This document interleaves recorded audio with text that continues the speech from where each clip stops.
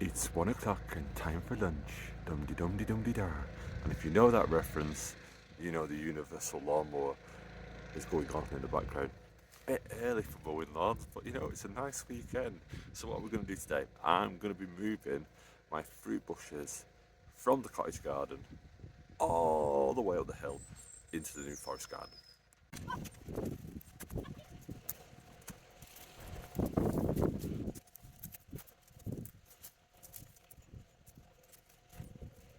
Here I am, up in the forest garden.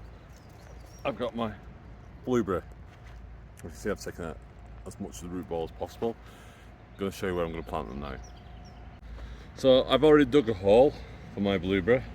Just going to pop in one of them. There's 4 in total. So as you can see, the hole is a bit too deep. So what I'm going to do is take it out. Now, there are ways around this. You can, I'll show you a tip in a minute, how to do it. How to get the right height every time. I still do it by eye, lots of people do it by eye, and we always get it wrong. So here's a nice tip. If you can, you take your spade and you lay it across and you go, well, there's the soil level on either side, is that right? And the answer to that is, yes it is. That's how you do it first time.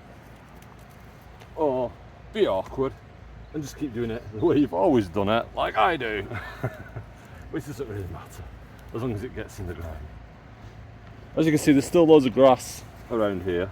So what I'm going to do in the next few weeks is I'm going to put some newspaper down when I've collected some, and that'll act as a barrier, keep the worst of the weeds off, and slowly over time the forest garden will basically take over this space more than the grass, and it'll just shade it all out and the grass will die. Behind I've got a hazel, just to the left here I've got a hydrangea, and just out of shot there I've got a mulberry. So this is my bottom layer, this is my shrub layer, and it's right by the path, so it means I can pick it easily. So I'm going to plant the rest now, and I'm going to show you what it looks like at the end.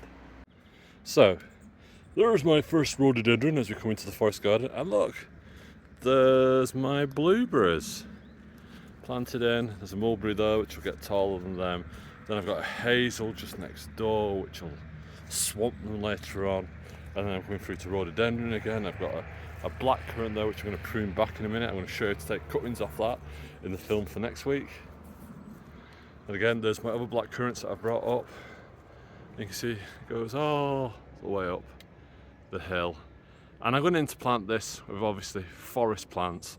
So I'm looking at ferns, cyclamen, anything that'll do really well. And that's it this week from Life and Pig Row. They're all in the ground. I'm happy. I was worrying they're going to start to bud, and once they start to bud, you're not really supposed to move them, and so forth and so on. Some are in bud, but I'm just going to give them a good feed and good water.